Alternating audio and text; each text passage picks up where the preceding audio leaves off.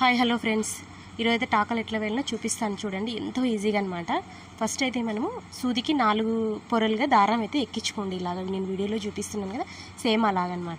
ఇలా ఎక్కించుకోవడం వల్ల దారం అనేది మనం ఎక్కువసార్లు తిప్పకుండా తొందరగా అయిపోతుంది అనమాట. కింది నుంచి పైకి అనుకొని మీకు ఎంతైతే లెంత్ కావాలో అంతమైన డిస్టెన్స్ పెట్టుకొని ఇట్లా కిందికి పైకి కొంచెం క్లాత్ అనేది ఎక్కువ తీసుకోండి. ఎక్కువ తీసుకోవడం వల్ల టాకా అనేది ఎక్కువ రోజులు ఉంటుందన్నమాట మనకి. ఇలా వేసుకున్న తర్వాత సూది అనేది కింద మనం కుట్టింటాం కదా, దాని కింది నుంచి ఇలా పైకి అనుకొని బెజ్జానికి ఉంటుంది కదా, దాని దారం వచ్చేసి సూదికి వేయండి. సూదికి వేయడం వల్ల అక్కడ టాకా అనేది పడిపోతుంది అనమాట, ముడి పడిపోతుంది. అట్లా మొత్తం వచ్చేసేలాగా కుట్టేసుకోండి. తర్వాత కింది వైపు పెట్టేసుకుని కింద వైపు టాకా అనేది ఇచ్చేసుకుని గట్టిగా ఉంటుందన్నమాట. ఇలా వేసుకున్నారంటే మీకు జాకెట్ చినిగిపోయినా కానీ టాకా అనేది మాత్రం తెగకుండా ఉంటుందన్నమాట. నచ్చితే లైక్ చేయండి, షేర్ చేయండి, సబ్స్క్రైబ్ చేసుకోండి ఫ్రెండ్స్. ఇలా చేసుకోవడం వల్ల మీరు టైలర్ దగ్గర ఒక 10 రూపాయలు మిగిలి